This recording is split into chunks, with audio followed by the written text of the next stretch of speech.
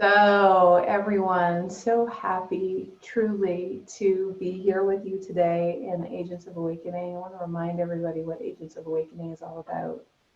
Agents of Awakening is a place where we get to commune, where we get to serve humanity and serve the people that want to build bridges to a different reality. There is no more normal. We don't get to have, we get to create a new normal.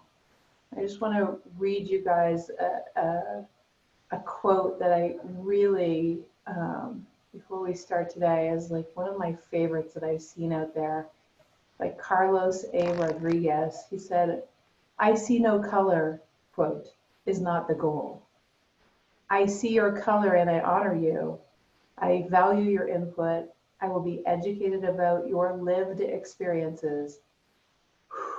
I will work against the racism that harms you. You are beautiful. Tell me how to do better.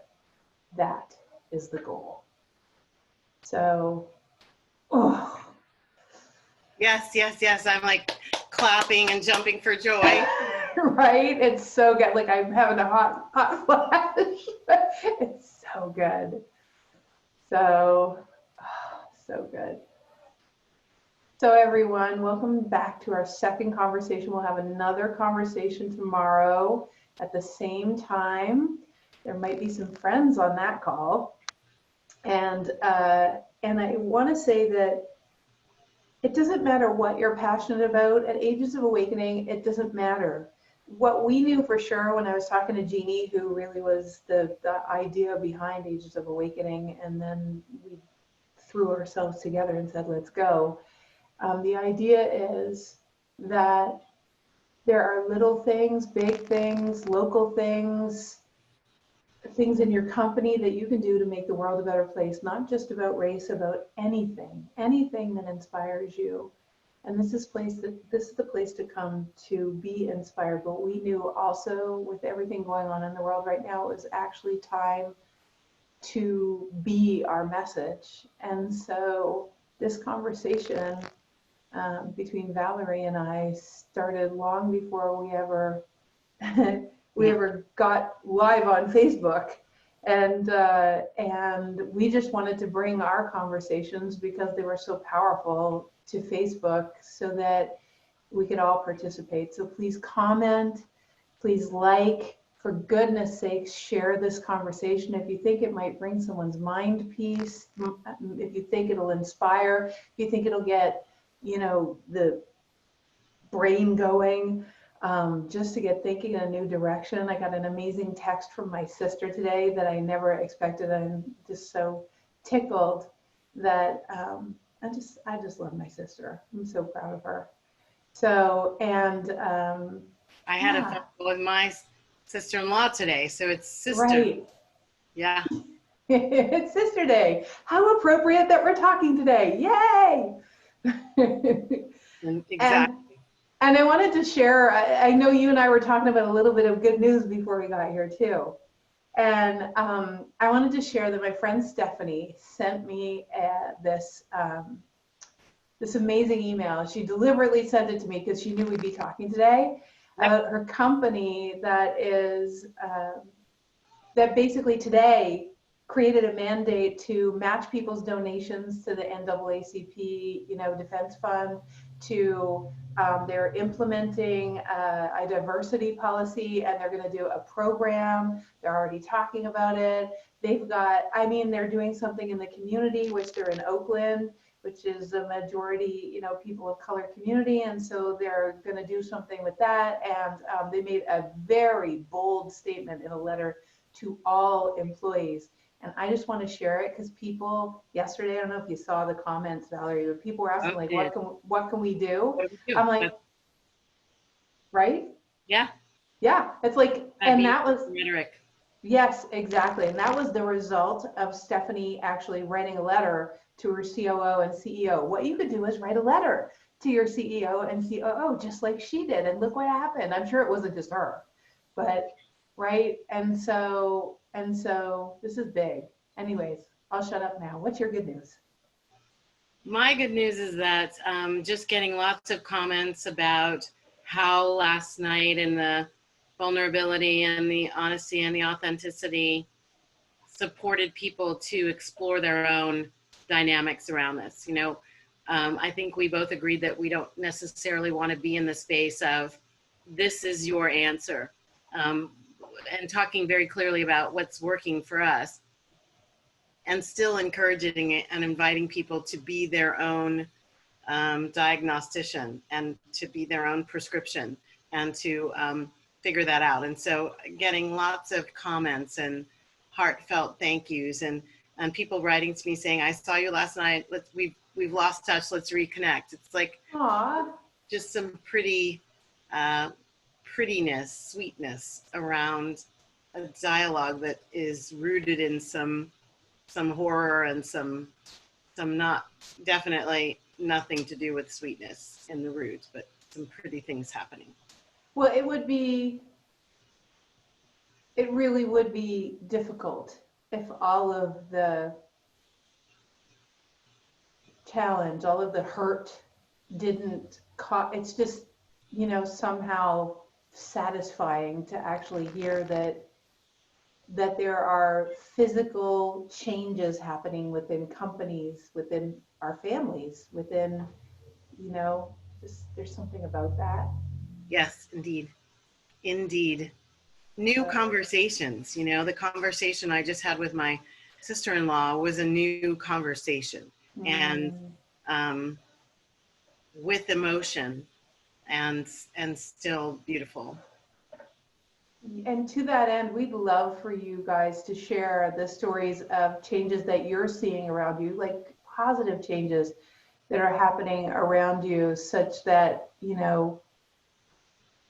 there's one thing to know about the horrific acts from the past, but there's a whole other thing to know that what's happening actually matters. That these conversations matter, what's happening on the streets matters. And so, it's pretty soul feeding, I would say. So it is really important. And that what I liked about that email and about some of the conversations I've had today is how quickly people are reconciling themselves into what the action might look like. And without putting judgments on it, no one thing is going to solve everything.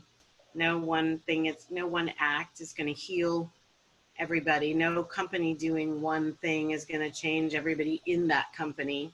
Mm-hmm. And yet the ripple effect could be huge. I mean, I don't remember who said the quote, but it's like, if everyone would sweep in front of his or her own door, then all the houses in the neighborhood, the whole neighborhood would be clean. And It's kind of like that. If we just do enough as ourselves and then connect that doingness and beingness to those around us, we end up with a community where the societal contract is now renewed and that we're all in the space of doing that which is ours to do. Yeah, in true community. I even, there was a woman today who said she's never been on a committee at her child's school, but she's joining a committee to get diversity training for the teachers and for the students. And so I forgot about that. That happened this morning. It's fabulous. Yeah, it's pretty cool. So Valerie and I created this idea of a poll. Actually, it's Valerie's idea, and then we just co-conspired again. And we offered some words. If you slide down on the page, on this Facebook page, you'll see that poll with respect to where everybody's at, how everyone's feeling. I see a lot of compassion, a lot of curious and inspired, unsettled and anxious, a lot of curious and splintered. It's interesting, and then the main answers were curious and called or inspired to do something. Isn't that interesting? I'm curious to hear what you're curious about. I would love to hear what you're curious about. Like, where is that curious where it's going to go? curious about what your response is going to be. You know, what are you curious about? Right. So Valerie, tonight we were going to talk about, oh gosh, I'm called to, is it okay if I shake the tree right off the bat? I don't know. I'm game. Okay, all right. I think you'll like this. Okay. Okay. So, you guys, there was this woman named Pamela who posted on my page, and she told me of an experiment that she did. You know what? I'm going to save this for after. I would like to have the vulnerable conversation first. I don't want to start here. It's actually really tree shaking, but it will get people thinking, because she asked me a question and I was like, ugh! And that question is a life-changing question, but let's do it after what we said we would talk about, because we said we would talk about the constellation that you and I and Gary and a room full of people did in a workshop that was meant to be about leadership, and it still was about leadership, but we got inspired to do something called a constellation. Do you want to describe what a constellation is for everybody? Sure. So a lot of people think it has to do with, they're really called family constellations, but that it has to do with the stars, and it does to a tiny degree, but it's really about what is in us on an ancestral level. So you probably know, if you're on this call with us, you may know that everything in the world is energy. So we're all energy.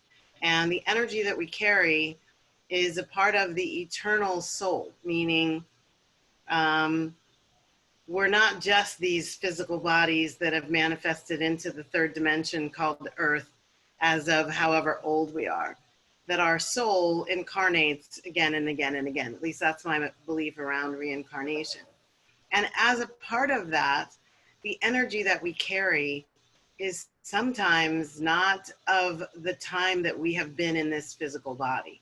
And so constellations help us understand what ancestral energy is a part of how we're making decisions, how I'm seeing my world, how I'm interacting as me, what are the dynamics that come up. And the very important part about this, it's mostly subconscious and unconscious dynamics that are running us, or as I say in my book, running me ragged, because they were subconscious and unconscious dynamics, aspects of my identity, my personality that were running me ragged.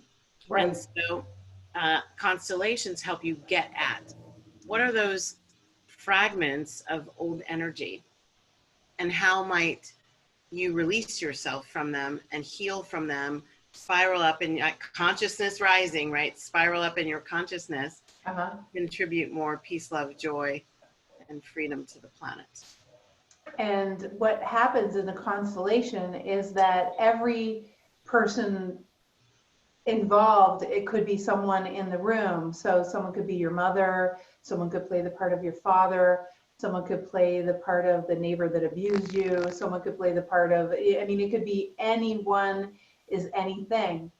And but it was just such a powerful conversation, and we were very vulnerable that day, I remember, and you were so courageous, because you were, I think, were you the only person of color in that room? I think, yeah. Were you? Oh, that's a good question. I don't remember. I'm pretty sure you were, but yeah, that was a while back.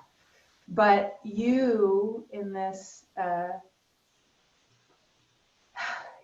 sea, basically had found yourself reacting in the past, I think, and you came up with this word. And how did we start this constellation, which was not supposed to happen in this meeting? But how can you explain how we came to the idea that we got to do it? Well, the issue that I was dealing with, and I don't think it's completely gone by any stretch of the imagination. We talked about it a little bit last night. Yeah. That I was aware that there is within me, under certain circumstances, this what I refer to as annihilation energy. And I think I shared this story. This might upset some people, but I'm going to share it anyway. That there were times, like I've always said, I'm a dog lover. I'm not a big cat lover. Sorry, cat fans, nothing personal.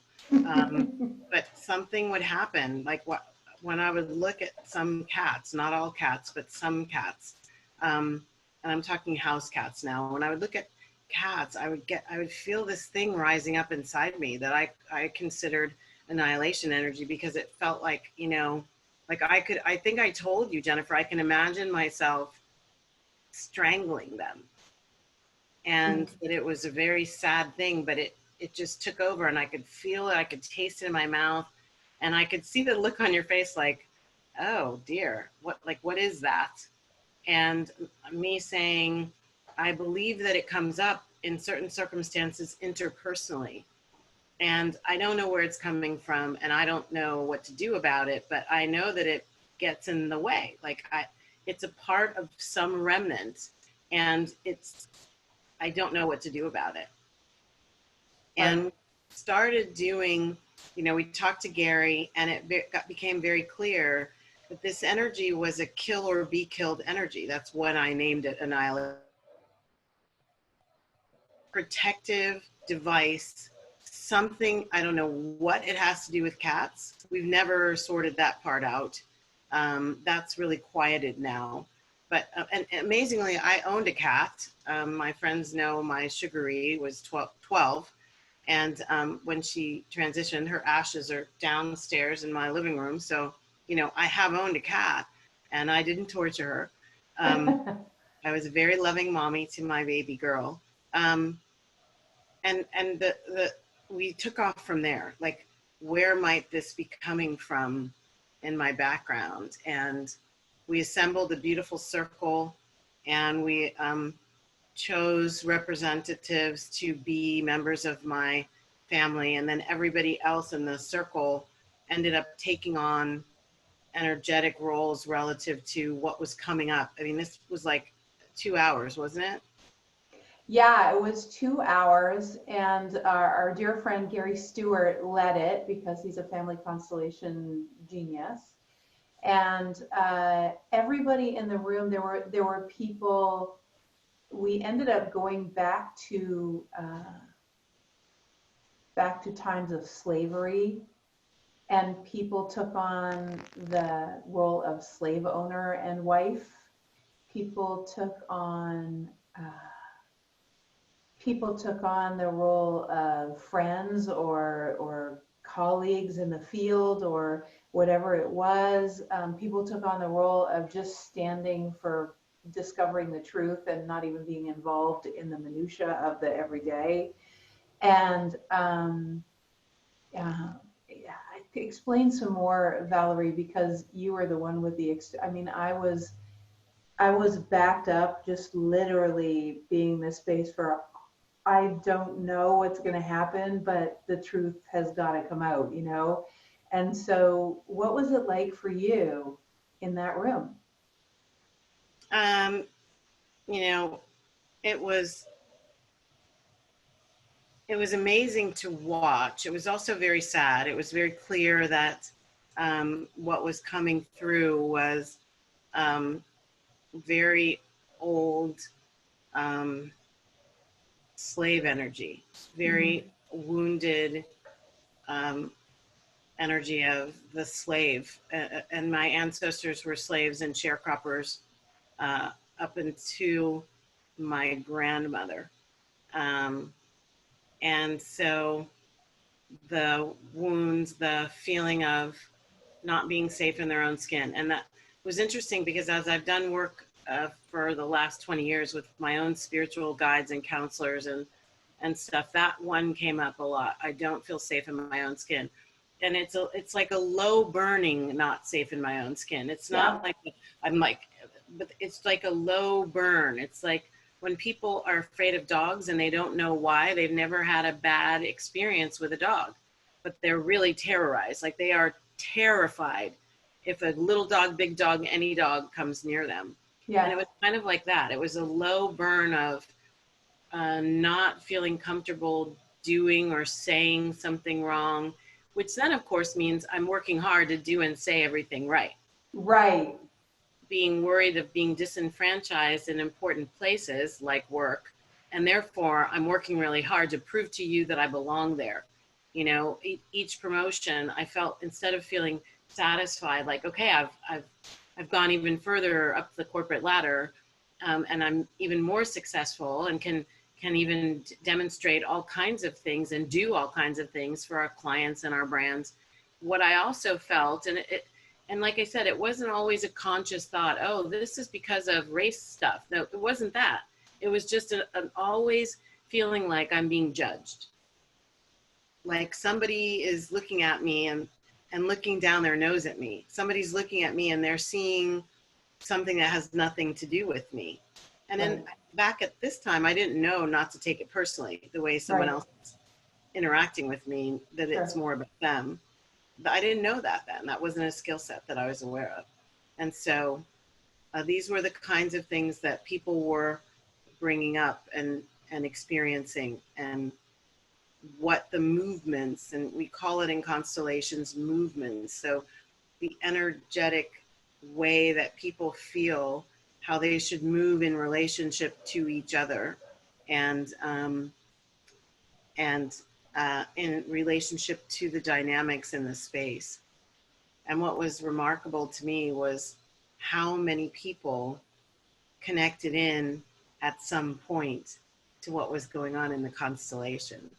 How many people in the room don't know me from the rest of, like, they didn't know this background part of me. We don't tell that stuff. It just unfolds. It like shows up, and then we retrospectively diagnose it.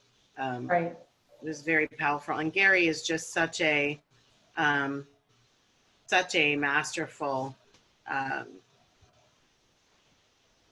facilitator of the dynamic of constellations. He's been my hero with them, and I've done many with him.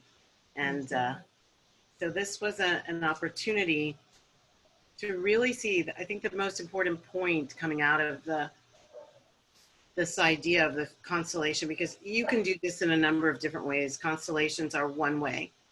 But what Jennifer and I are talking about is that what's going on here is a look at the below the surface aspects of who you think you are.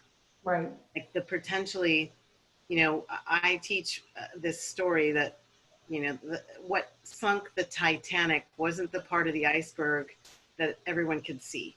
What sunk the Titanic was the deep part of the iceberg that ripped a hole in the ship several meters below the water, and below the surface of the water. And so it's the same with us. There are icebergs below us, and what we put on so beautifully, you know, as our accoutrement, so to speak, as our outward appearance and identity and personality, and our favorite clothes and our favorite perfumes and all those aspects of ourselves, that's the surface stuff for the most part. Right. What's below the surface is where we could really run into some major trouble with what it is we came here to do, and who it is we're trying to be or wanting to be. Right. And so with respect to ancestry, I think we can all relate to, I mean, we all know what it's like when we have these knee-jerk reactions to situations where you don't really know, you have these repeating patterns. You don't really know where they're coming from a lot of the times. And in this case, there's this history that's common to a whole aspect of the community of the United States that gives way to, I mean, there'll be different responses in different people, just like if someone were raped, you know, everyone has their own responses. Some people become right fighters. Some people like basically withdraw. Some people become very vocal. Some people try to be awesome and nice so that nobody ever does that ever again. Like they overcompensate.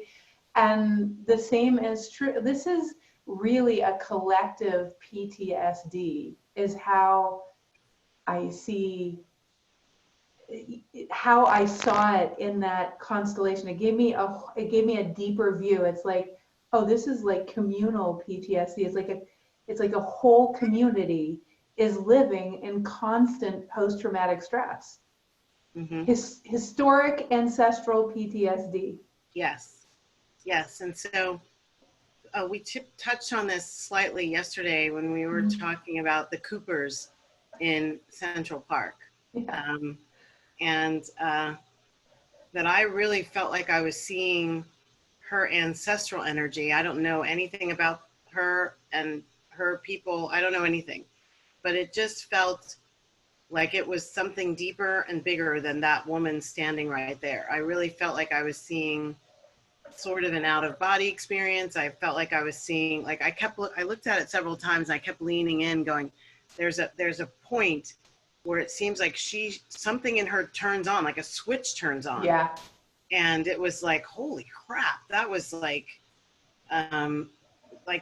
Jennifer, you used the word diabolical. And I was like, I don't believe this is necessarily true, but what came to my mind was demonic. Like there is something behind this action, and it's almost as if she was not in control of it.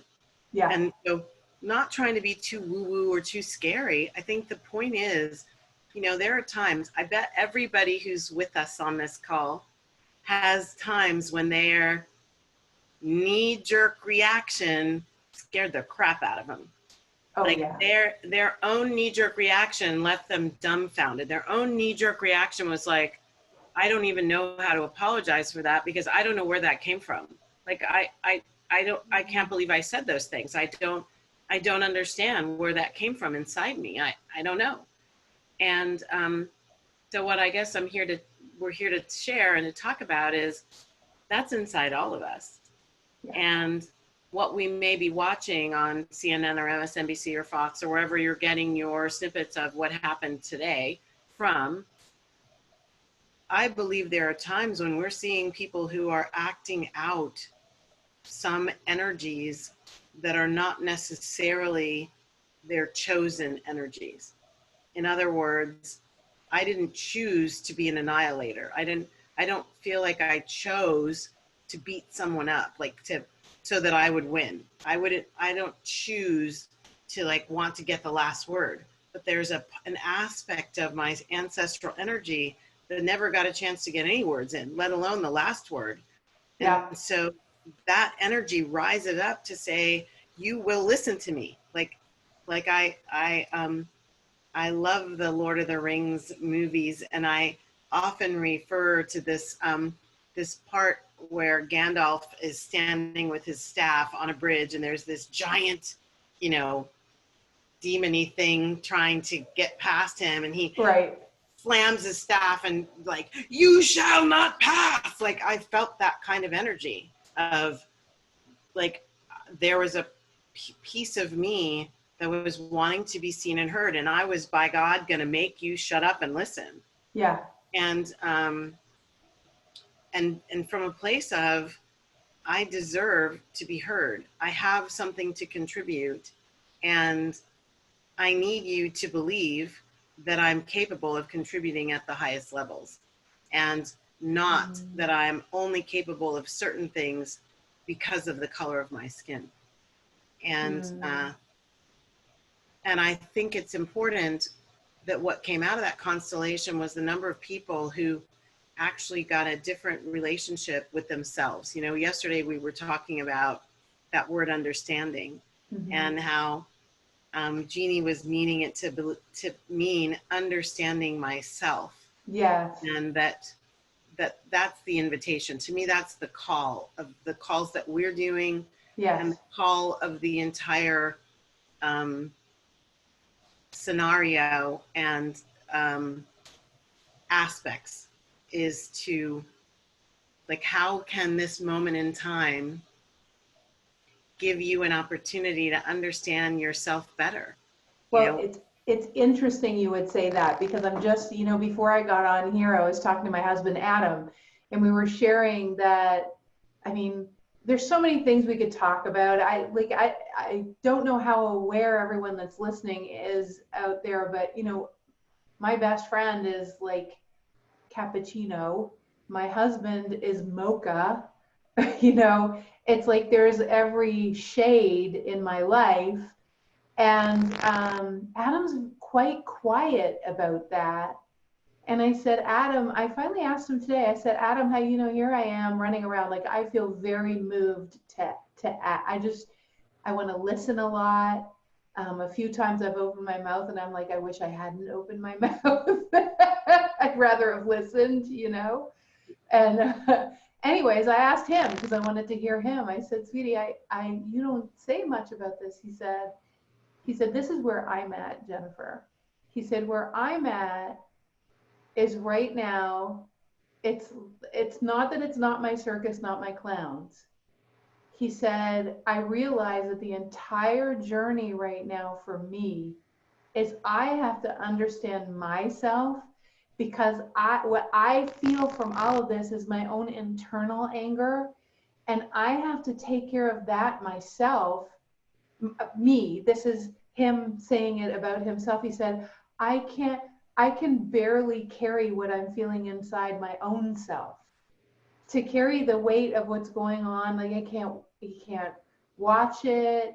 And it's like, I love that he said that, because here I am doing this with you and he's over there, and he's like,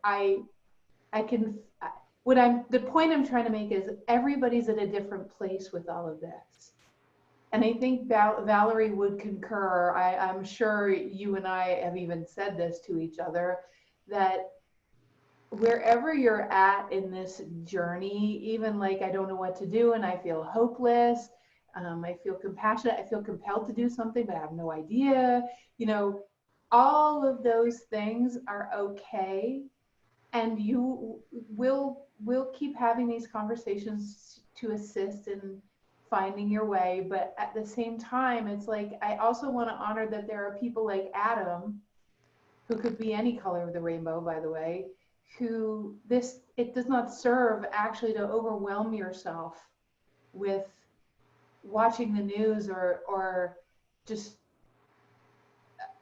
like being too aware will actually it's brought up enough inside of you. But just remember to do the work. That's all.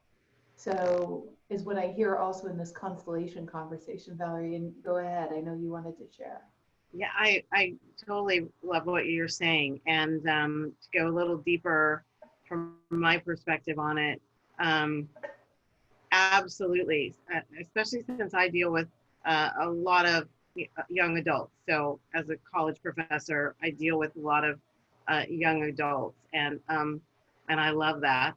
And in the conversation that we had in my class on Tuesday, I'm teaching marketing in this particular class, but I did like almost an hour that was on a check-in and on what's going on. And I wanted them to understand there's part of the problem with dynamics like this that touch so many, we're talking about millions of people. Yeah. And when dynamics like that touch millions of people, there can be a sense, if we don't jump in and do something right away, like if I'm not immediately getting engaged, that I'm behind the curve, or I'm not committed, or that I don't know what to do, or I'm not really authentic and real. And I think it's important to know that this is not a time for social proof to be what guides your actions. Like, this is a deeply personal spiritual journey, deeply personal inner journey. And that yesterday when I did the meta prayer, which I will do again today, and I said it includes everyone, that everyone needs to take action in relative to the dynamics. And if there are a million of us and we're all at such different places, we all have 1 million different actions to take, that's fine. Like, this isn't just the flavor of the month club. Jump on a bandwagon and I'm done, you know? It's going to take more than casting one vote in one election to change something that's 400 years old and somewhat, and like incredibly systemic. Yeah. It's going to take, I think I wrote it in some post on my page, I've lost track now, a post on my page about let's be the catalyst for 100-year pandemic on social justice. Like, we've had 400-year pandemic of racism. Yeah. Like, how about if we do, let's catalyze a 100-year pandemic on social justice. So what does that require? So if it's going to attack systemic, institutionalized, 100 years old racism, it's got to come at it from a 360-degree angle. You know, we've got to hit education. We've got to hit legislation and legislators. We've got to hit community action programs. We've got to hit all over the place. And we have to hit the the soil within ourselves and plant the seeds that continue to blossom for as long as we remain on planet Earth. Like, I really want to call people into sustained, compassionate activism, like sustained. So Yes. like, in order to sustain, like when we talk about sustainability in the case of the Mother Earth, taking care of the Earth, we know what those things are: reuse, recycle, and a number of different things with the soil, and stop using certain this and start using certain that, and where organics come into play. So for each individual, you need to know what that is for you. What's the equation that creates the sustainability in your ability to engage on this topic? And how much deeper can you go with your understanding? And how much further can you go with your bridge building? And how much higher can you go with your kind of recalibration of your way of being around these topics? Well, and you know, and thank you, Valerie. It's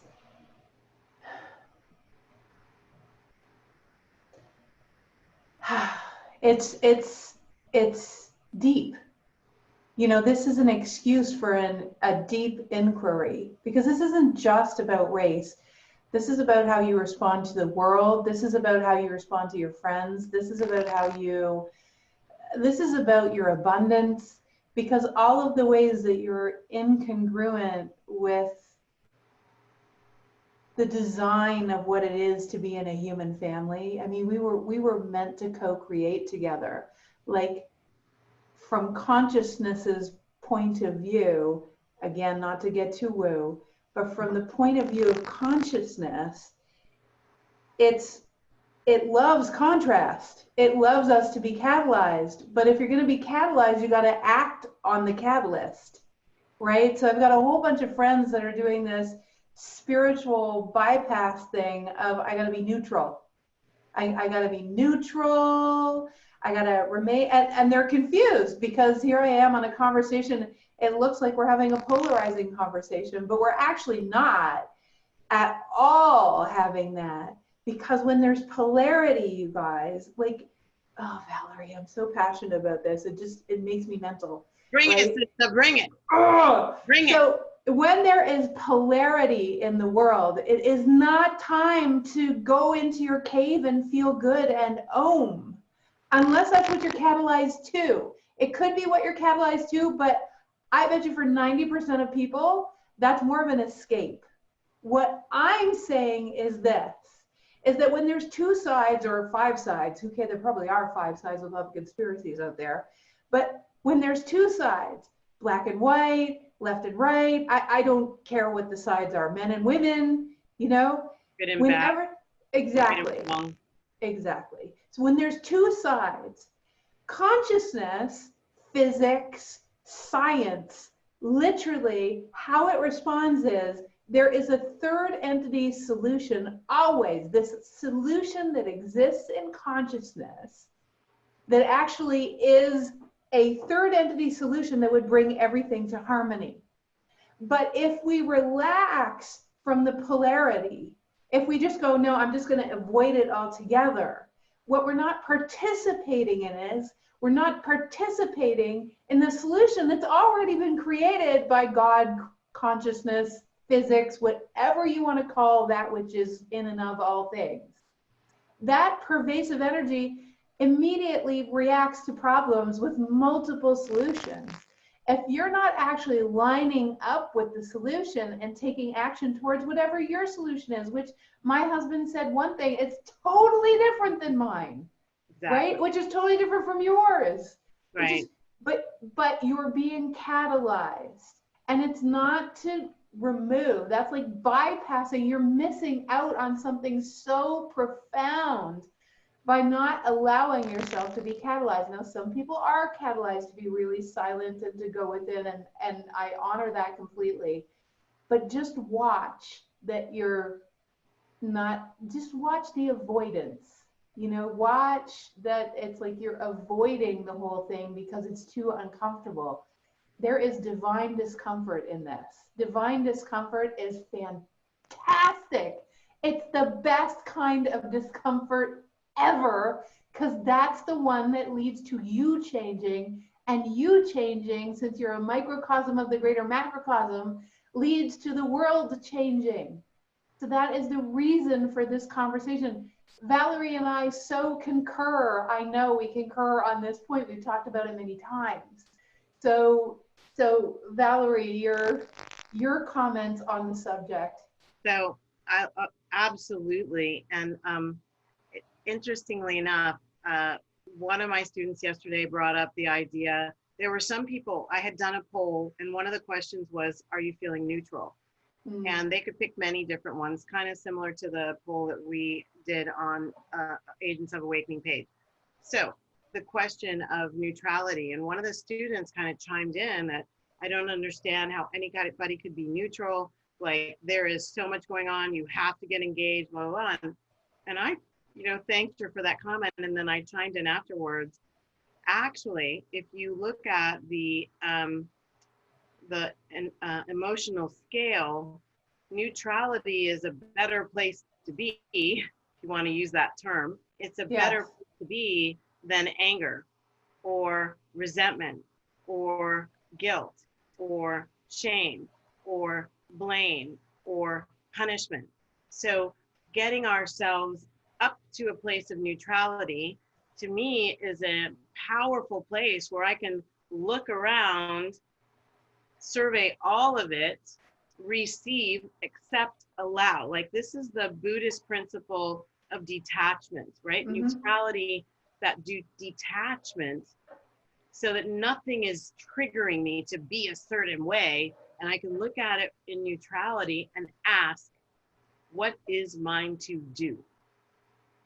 In that moment of rising to a level of consciously engaged neutrality, that is the tipping point, the stepping off point to the higher vibrations, right? So from neutrality, I can spiral up into harmony, spiral up even higher into tolerance, spiral up even higher into bridge building and community, into self-love, into self-compassion, into the other higher vibrations, all the way up to gratitude surpassed only by unconditional love. Like, that it's a much easier way to get to those really high vibrations, consciousness rising, when I've already risen my consciousness out of anger, right? Anger is a really empowering emotion. I've used it all my life to some degree, and many of us have, until I learned that anger was a cover for fear. It was an empowered way for me to deal with my fear, and how I could notice it in myself when it was coming up. And I really dare say that Amy Grant Cooper, that there is some dynamic in her fear of being called out, fear of being wrong, fear of knowing I'm breaking the rules and somebody called me out on it, that her anger, like, some of it had maybe nothing to do with race. It just had to do with embarrassment and shock and fear that someone called her out. And then what caught on was that limbic brain, that visceral, oh, it's a Black person. the black man, and I'm going to use my whiteness to make something happen. So I think there was a cocktail, just like in all of us. We have said a symphony, a cacophony. There's a cocktail. And at any given moment, whatever we're used to letting control us will control us again. And that's where the knee-jerk reaction comes in. Yeah, which goes back to what we just talked about, which is let there be divine it's okay if you're ashamed today. Okay, so today I'm going to tell one on myself, Valerie. So I'm talking to our mutual friend Denise, who happens to be of color, and you know, so I love her. So I was just talking to her, and I realized that I said something that I would say to one of my girlfriends that was white. It wasn't inappropriate, but it was, let me see if I can paraphrase it. It was something like this. I just wish that someone would read some history books. And I'm like, that was really stupid. I mean, how stupid is that? She's been wishing that her entire life. And I am a Canadian who moved here, pasty white chick who's just catching up to things. And I say so, and I'm like, yeah, that's what I should be saying to my other, like, well, yes. To interject something on the history book front, Jennifer. I mean, real history. Yeah, I was going to say, because reading some of the history books in this country would be telling you lies and have truths about history of black and white in America. And so reading a history book is probably not going to serve some people depending on where they are and what book they pick up. No, true history. I mean, I grew up reading Alice Walker. She's one of my favorite authors of all time. So it's like there's some things that I say that I'm like so used to saying it because, you know, my friends, I lived in like Nowheresville, Canada, where it's as white can be. And it's like just catching myself. And I texted her back and I go, you must think I'm such a dumbass sometimes. You know, like that was really, and the funny thing is I always seem to say those things to Denise, which is even worse. So, and she's so gracious. Yes, and this whole idea, like, so back to the action steps from like the place of how much more can I understand about me? How much more can I uncover about That's it, right? The me that I think I am? How much more can I fall into a juicy, delicious love affair with me that shows how much I'm into this self-awareness and self-acceptance place?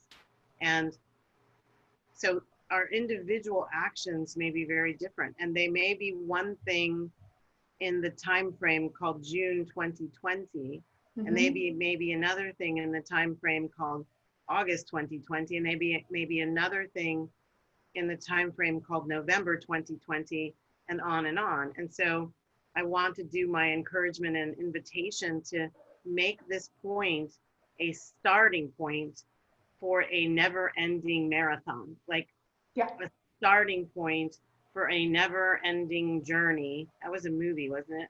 Yeah, it was. Starting point for a never-ending journey around how do I engage in this question at the highest and deepest levels, that it honors the truth of who I am as a divine spiritual being and contributes to the planet as a whole as an integrated spiritual human person. Like, how do I do that? And at any given moment, what is mine to do? And how do I join with others and not do the exact same dance? Yeah. Right? But maybe we start a conga line. Yeah, it's like we're all one big, okay. So that divine discomfort, it reminds me, and do what we need to do. But so I gotta ask this question now that this woman asked on my page named Pamela. And Pamela, I want to thank you for your question because she's an African-American woman, and she was talking to one of her white friends, and by the way, I do want to point out on my page, on the Jennifer Hough page, I actually posted, and I'll leave it there, posted a thing around why white people have such a hard time talking about race. Oh, It's I didn't watch it, but I saw it there. so Yeah. good. White fragility. It's very important. It is so good. so good. It's Yeah. so good. She did a whole study on it, and it's brilliant. And it doesn't come from exactly the places we all might expect. No. It's brilliant. So good. But anyways, I posted that, and yeah, and so she posted underneath it. She said, so I was talking to one of my white friends, and this is the question I asked. Okay, everyone just brace yourself, okay? So just breathe. This was the thing I was going to say at the beginning. It's like a very hard question. She asked her white friend, would you want to live your life as a Black woman? And why or why not? Wow. Now, so I know, right? I have goosebumps right now. That's like, you have to, like, I had to answer the question. Would you like to know very vulnerably what my answer was? Yes, and then I'll tell mine. Sure. Well, first of all, I said, I think Black women are one of the strongest aspects of humanity I have ever met. I know the reason why they're strong is not a good reason, but my God, Black women are inspiring to me. So in that way, like, wow, I would like to experience that kind of resolve, because I don't think white people have the opportunity to do that, that kind of resolve, to experience that. So I said in that way, but overall, I'll tell you why. This is what I would love to do. If I was given the freedom, I would love to go and live as a Black woman or a Black person for, like, let's say a year or months, or I don't know what it is, but I would like to embody the feeling of what it's like to walk around in that skin and see what my experience is so that I can understand completely. And then I would like to come back and be a white person, and I would like to be a force for change, because if I understood it at that level, then I would really be as a white person, someone who has the power to cause the change. I would be able to do it. That was my answer to the question.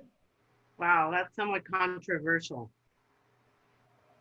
I can feel that. That's dynamic. So I'll tell you my answer. So one of the things, and I shared this with Dr. Sean Duperrin and Project Forgive as a part of their documentary that's eventually coming out. I was interviewed in that. And one of the dynamics, and I'm going to risk being authentic and the backlash that might come, but I guess I'm getting in the habit of doing it now.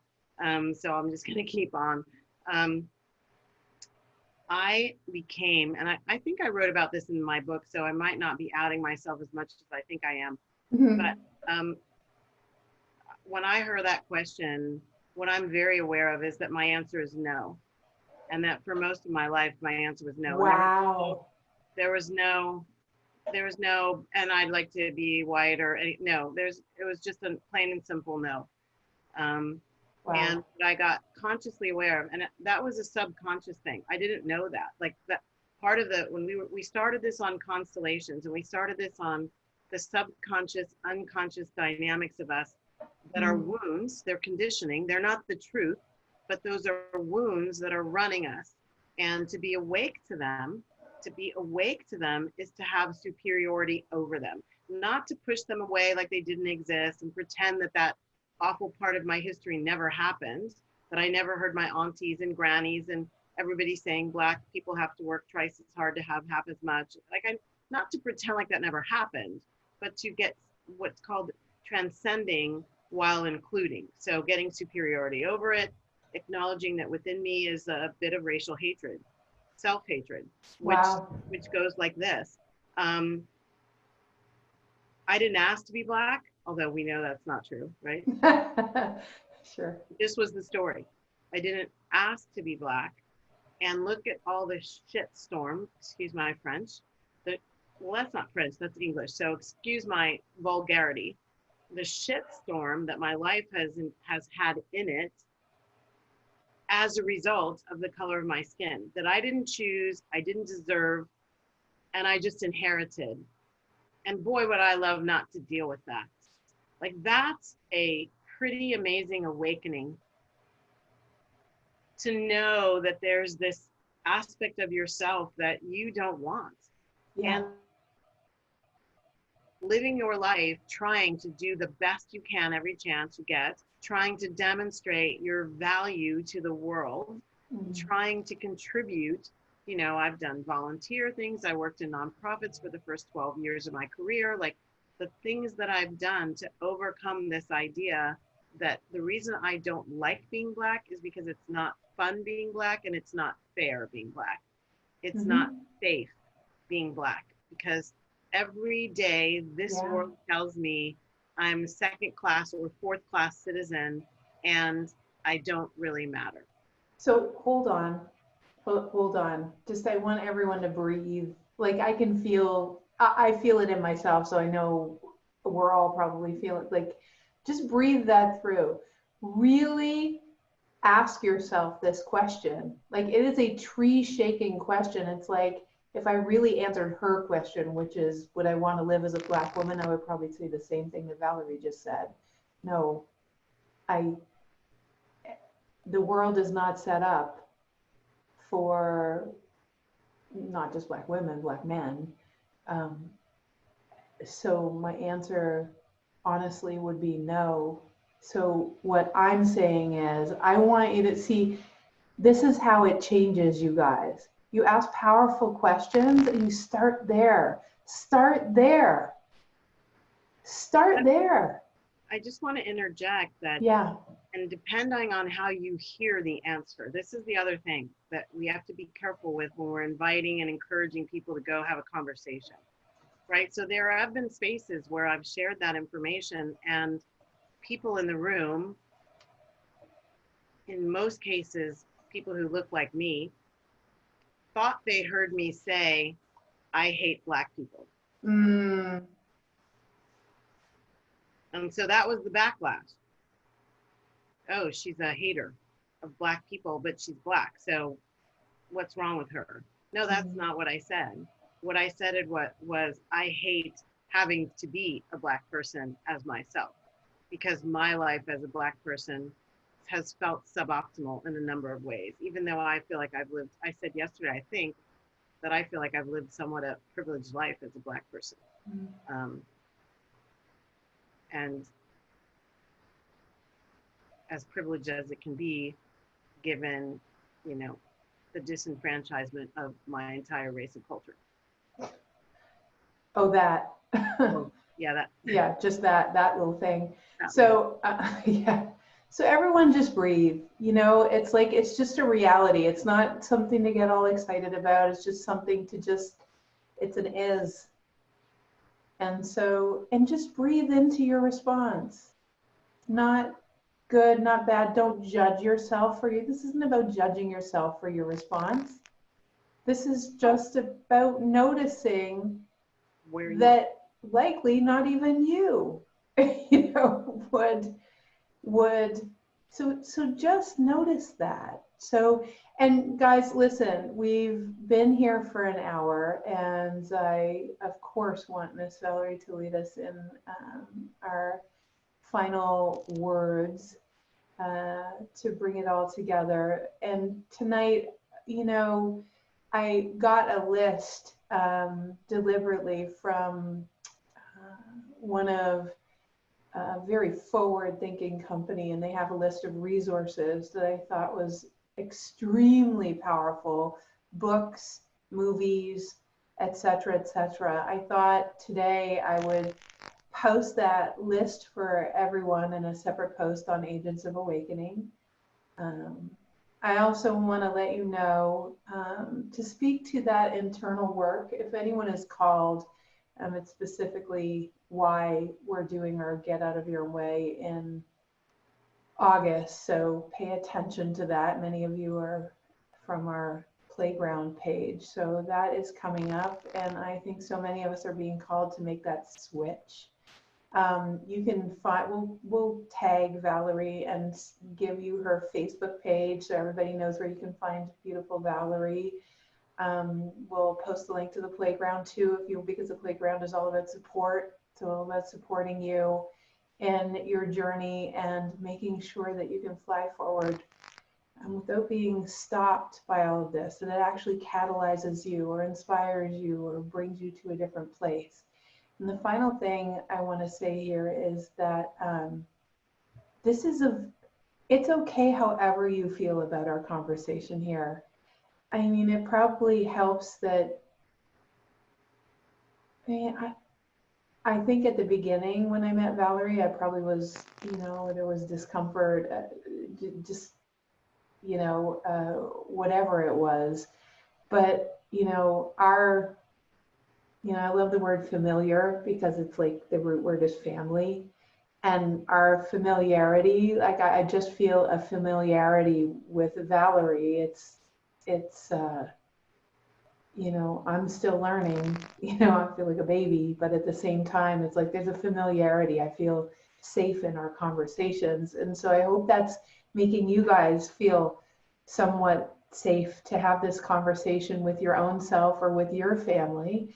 I finally want to bring up before we close that I love this. I think that CNN is bringing on Sesame Street to have a conversation about race with families and children. It's such a beautiful thing. So I will post that on the page too, because if you're having a hard time talking to your children about what's going on, I think they're going to do an amazing job at addressing what's going on. So we'll share that too. But Valerie, I'm just so grateful for everyone that's here. And please share our conversation with people just to get some energy moving and to make it more comfortable to move in the direction of us truly understanding each other and catalyzing each other. And invite some people. So you see me looking down, I've been inviting people to the conversation. And for an action step for tonight, besides just allowing the questions to percolate. So sometimes we are in the West very urgent, like everything's urgent and we need to make it happen. And I would invite you and encourage you to not make things urgent, to allow this inner inquiry to sort of tell you where it should go instead of you mentally deciding, well, because of this, I should do that. Like allow the higher self that is within you, that has gotten triggered, as Jennifer has said, catalyzed by the dynamics and the questions to guide you into where to go. As far as an action step, I think the CNN Sesame Street conversation is going to be really powerful in a number of ways. And I would encourage and invite you, if you don't know about the doll test, to go look up the doll test videos, race and doll tests, and we'll post the link. And it was a study that was done by two psychologists. Oh yeah. That helped. It ended up being the catalyst for the desegregation of schools. And that's how powerful this test is. And it just was young children being shown a black doll and a white doll, young children of black and white descent, and how regardless of their race or their skin color, how they reacted positively to the white doll and negatively to the black doll. And the moment at which, the part that breaks my heart every time is the moment at which that a young black child gets a question about the black doll, and the psychologist asks that child, which one are you? So they've just spent all this time saying that the black doll is the dumb one, the black doll is the one that people don't like, the black doll is the criminal, and then they have to identify with that doll. That I will never forget. And it's been done in a number of different countries in a number of different languages. Anderson Cooper, they've done a redo of that, and I think it was 5 or 6 years ago. It may have been longer, may have been shorter, but Anderson Cooper 360 did a retake of that. Mm-hmm. So, in all deference to Sesame Street, there's some real stuff here that is below the surface. Again, it's below the surface. Those kids didn't necessarily come from places where they were told bad things about themselves, but they experienced the energy of you're not good enough. And that's what they took away from it. And it showed up. So we'll post that link. And I guess I would also say, whatever you have to do to practice your listening skills, which means the deepest listening skills happen when you're not talking. So when someone is sharing what's going on with them, to not feel like you have to fix it or even agree, but just to allow it. If maybe you're there just to be a witness, and a witness doesn't necessarily have to do or say anything. They just need to listen. And the very last thing I'll say before the meta prayer is thank you so much for being here. Thank you for receiving what it is that we're doing. Thank you for sharing it with people who maybe don't know we're doing it, but could really benefit from being a part of it. And thank you for your comments and your engagement. And so we'll close on the meta prayer, which is the prayer of loving kindness from the Buddha. It's called the Karnaya Metta Sutra. I close my book with it. I close my happy chats with it. And so if you just want to take a deep breath and go to wherever that space is within you where you welcome the opportunity to have a one-on-one connection with the divine.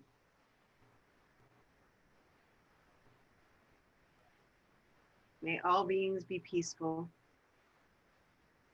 May all beings be safe. May all beings be happy. May all beings awaken to the light of their true nature, which has nothing to do with race or gender or sexual orientation. And may all beings be free. Amen. And so it is. By the way, that freedom is emotional freedom, not political freedom. So free from this conscious stuff that we were talking about today that can really disrupt the peaceful, joyful, higher vibration, consciousness rising. That kind of freedom is not circumstantial. It doesn't depend on circumstance. So everyone, if you haven't liked us, of course, already like us on use the hashtag Agents of Awakening, and all the hashtags that we'll put in that Valerie and I dreamed up. And then it helps the word to get out. Let this be a conduit. Allow this to be a conduit for conversations in your life, maybe with people that you have, people that you love that might be different from you, that you haven't even asked a question about what their experience of life is yet. Like, let it be a conduit to find out, share this post and say, I want to talk to you. Let it open up something new. If that's where you're at, we love you. We honor your journey. Tomorrow we'll be here at the same time. I think we're going to invite some friends tomorrow. I was talking to Valerie about Joel Adafon, who is just a ridiculous genius, just channel of yumminess. And he's going to read something that he wrote in these times. And we've already posted a video, I think, on this page or on my page. You should go and check it out, though. He's something else. That's Adifon. And I'm just feeling the love. And thank you for your comments. Are amazing. You guys were so participatory tonight, and I'm going to go back, and I'm sure Valerie and I will, give you some love and share some concepts. And if you have any questions or any concerns, and also don't feel squeamish about asking questions you might feel like embarrassed by. I do it all the time. So ask those Part questions. of the freedom that we've been talking about, the freedom to be vulnerable, the freedom to maybe not look your best, like the freedom to say I had self-hatred, racial self-hate, like that is real freedom. That is real power. And so what you're talking about, Jennifer, is a perfect example. Ask questions where you're not really sure what's going to come back at you. Yeah, thank you, Valerie. Well, my experience of you is you're pretty much the same way, so probably why I love you. So just saying mwah to you and mwah to everybody else. Thank you for being here. Share the post. Big hugs to all of you. Yay for awakening together, and let's have a juicy conversation tomorrow about what's possible. What's possible? Let's go deep into what's possible for us individually and what happens in the world when it's possible for us individually in this beautiful human family. All right, you guys. Mwah, mwah, mwah. Bye, everyone. Bye, Valerie. I love you. Bye. Bye.